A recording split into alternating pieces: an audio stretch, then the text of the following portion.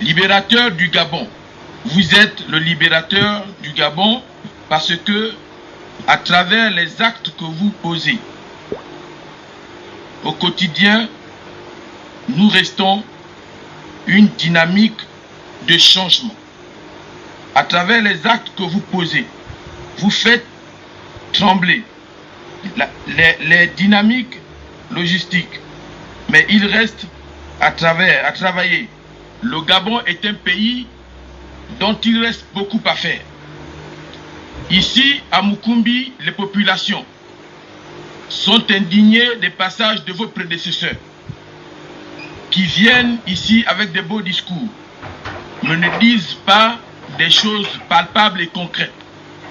Des discours qui restent toujours une illusion, un nuage. Monsieur le Président, nous allons vous remettre les meilleures flèches de vos actes, réflexions, pour que vous en fassiez bon usage le moment venu dans l'intérêt bien compris du Gabon. C'est pourquoi les populations de notre regroupement vous exhortent à être candidat à la présidentielle de 2016. Je vous remercie. Je sais que dans ce coin, on menace les gens. Donc vous êtes des courageux parce que malgré ces menaces, vous êtes venus nous écouter. Vous savez, nous ne venons menacer personne. Nous ne venons menacer personne. Ni un député, ni un sénateur, ni un ministre. Nous avons affaire à Ali Bongo, pas à ces gens-là. Donc nous ne sommes pas en campagne de députés. Nous ne sommes pas en campagne de sénateurs. Je ne viens pas ici mener une campagne contre un député, ou contre un sénateur, ou contre un élu local, ou contre un ministre. Je viens ici parce que nous avons affaire à un président qui menace notre pays. Ça ne va pas. Même les ministres que vous voyez là, les plus intelligents, savent que ça ne va pas. Seulement, ils défendent leur gagne-pain. Ça aussi, je peux comprendre. C'est pour ça que j'ai dit, je n'ai pas de problème avec eux. Aucun problème. J'ai un problème avec celui qui empêche le Gabon d'avancer. Qui a mis les Gabonais dans une situation d'humiliation où ils sont commandés par quelqu'un, on ne sait pas d'où il vient.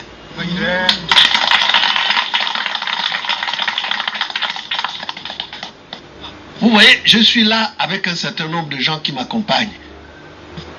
Je voudrais citer tout particulièrement les deux du Haut-Ogooué qui m'accompagnent. Je souhaite qu'ils viennent.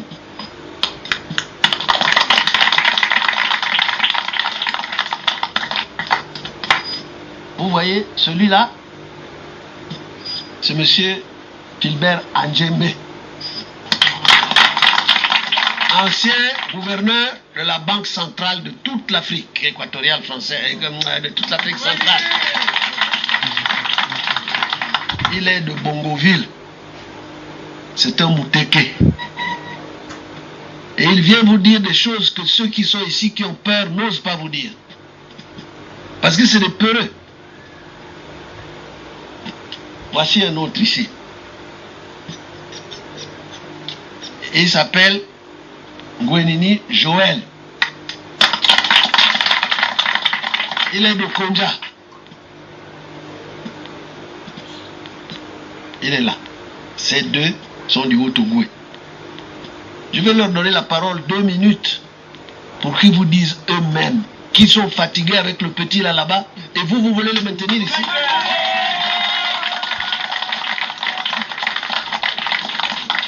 Voilà la situation qui est claire.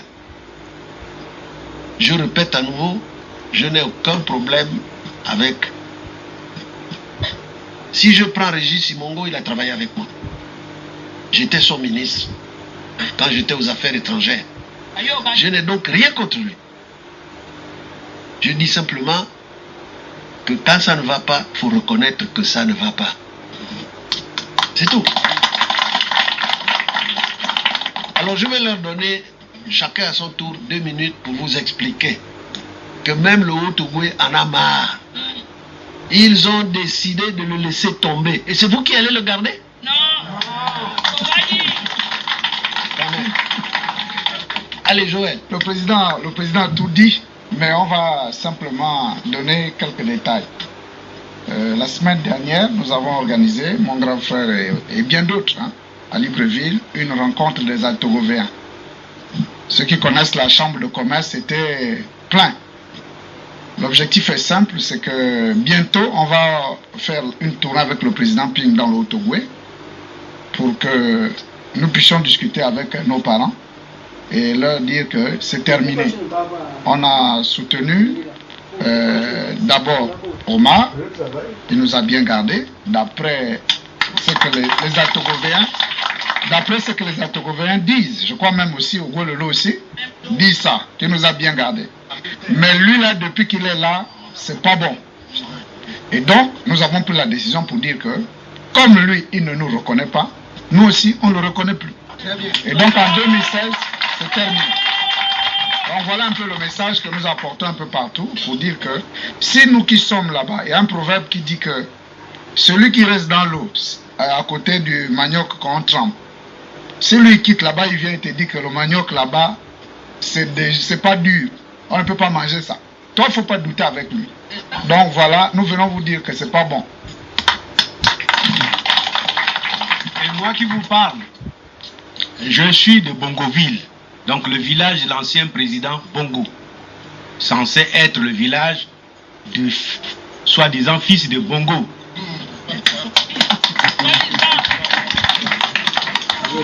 J'ai travaillé avec lui à l'OPRAC par exemple. J'étais avec lui, il était PC, moi j'étais directeur général. Je sais ce qu'il est. Et moi, j'ai dit aux gens que c'est pas la personne qu'il faudra garder. On ne peut pas la garder. Ngoulakia qui vient de partir, c'est mon petit, c'est l'enfant de mon oncle Ngoulakia. Donc je suis son père. Donc lui aussi un enfant, il a dit que lui aussi il ne reste plus. Il ne reste plus avec ce petit Ali. Je ne vois pas pourquoi vous, ici, dans le Ouélolo, vous allez dire nous gardons. Nous on a rejeté déjà dans tout le Haut-Ogooué. Le Haut-Ogooué bout déjà. Partant de Bongoville jusqu'à Lékoni. J'ai reçu tout le monde là-bas. Tout le monde, les vieux, les jeunes, les femmes, tous disent nous on en a marre. Nous attendons que vous nous amenez M. Ping chez nous. Et nous nous sommes préparés pour ça. Ne soyez pas les derniers. Parce que ceux que vous suivez avant, vous nous suivez avec Bongo père. Mais ce n'est pas avec Bongo fils qu'il faudra rester. Il ne faudra pas rester avec Bongo fils. Il va nous amener le pays dans l'abîme. Nous ne voulons pas être les témoins d'un pays qu'il va amener à ce que nous nous entredichirons entre nous, qu'il y ait une guerre entre nous au Gabon. Il semble-t-il qu'il fait passer des armes ici. Mais ça va chez le Haut-Togo pour faire quoi? Il n'y a rien. Nous n'avons pas une guerre contre le Congo là-bas. On n'a rien là-bas. Pourquoi il fait passer des armes pour aller jusque dans le Haut-Togo? Il n'y a rien. Nous on attend ça ici. Ça passe par vous ici là. Nous vous demandons d'être vigilants. D'être vigilants. Il faut être vigilant. Parce que quelqu'un qui a tout perdu, qui est maintenant, qui va tout perdre, il est capable de faire n'importe quoi. Et vous ne restez pas les témoins de ce qu'il va faire, comment il va faire n'importe quoi. Ne restez pas ces témoins-là. Venez rejoindre les autres. Nous, venez nous rejoindre dans le Haut-Ogooué aussi, parce que nous allons faire comme les autres provinces. Monsieur Ping a commencé dans le Wollentem. Moi, j'ai été avec lui. Il m'a dit, viens voir dans le Wollentem comment ça se passe. Les gens de Wollentem ont dit, c'est toi. Nous te donnons la torche. Tu vas avec cette torche-là partout dans les provinces pour dire, voilà, c'est nous qui allumons là-bas. Ils ont allumé déjà la torche de dire qu'Ali doit partir. Ils l'ont allumé déjà là-bas, dans le Wollentem. Et nous devons allumer la nôtre ici. Puisqu'il n'y a que nos deux provinces là sur lesquelles on dit oui, les autres disent oui, c'est vos deux provinces, le Ouélolo et le Haut-Ogooué qui gardaient toujours la main sur le PDG et sur le régime du PDG. Eh bien, s'il y a des problèmes, c'est nous qui allons souffrir. Donc, sortons déjà de là. Voilà le message que je voulais vous dire.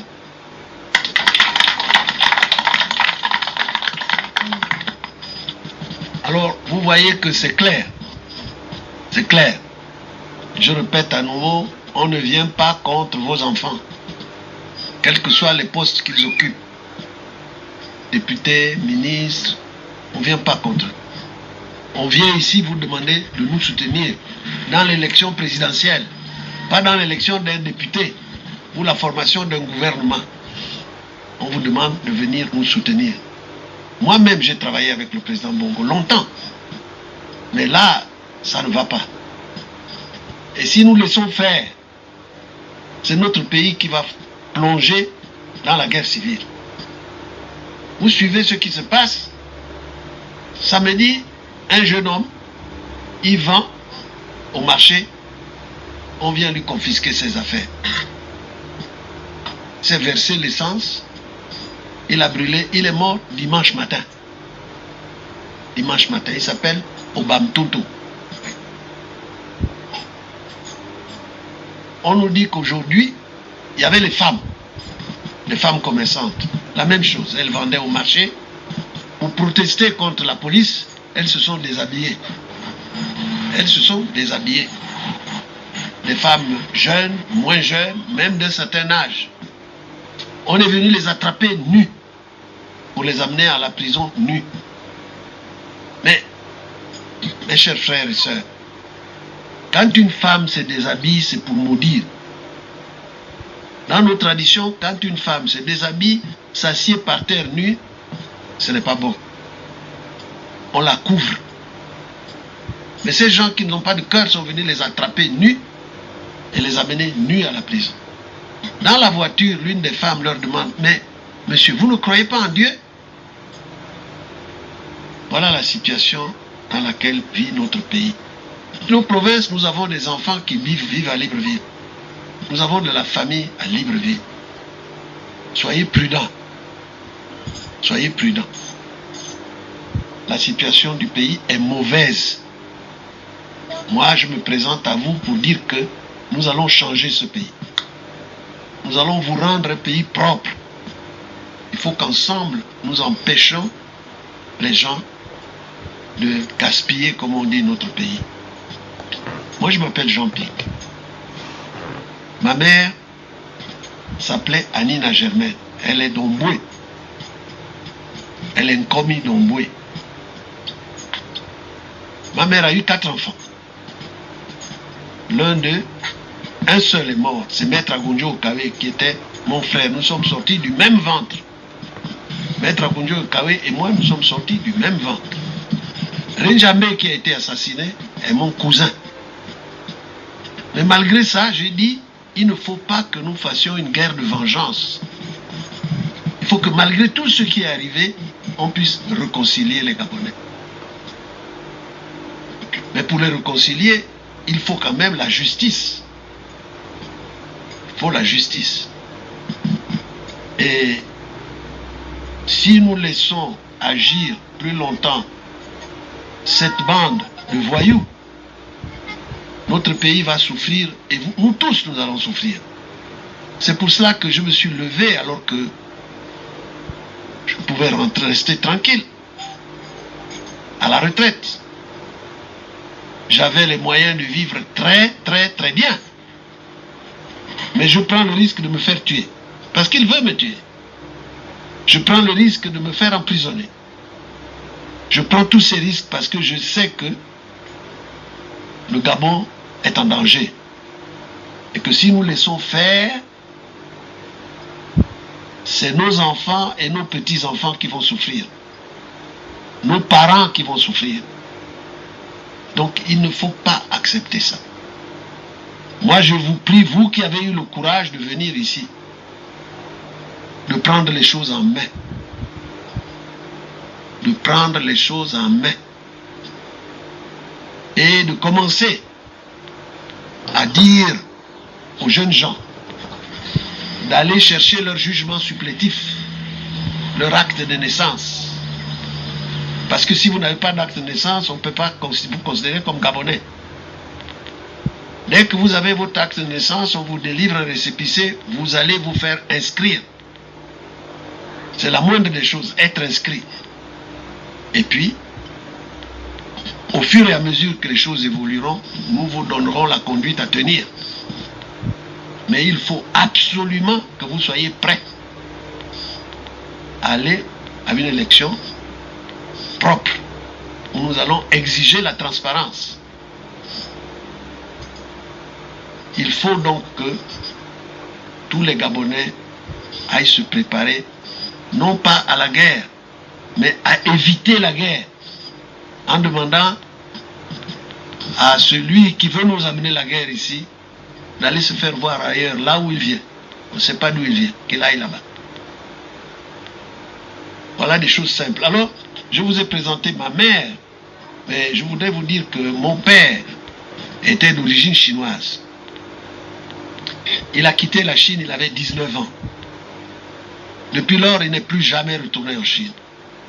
Il est enterré à Omboué, chez moi. Voilà. Est-ce que les autres peuvent vous dire où ils sont nés? Qui est leur père, qui est leur mère? Ils ont 4 ou 5 actes de naissance. 3 ou 4 actes de naissance. Chaque jour, ils en changent. Vous voyez,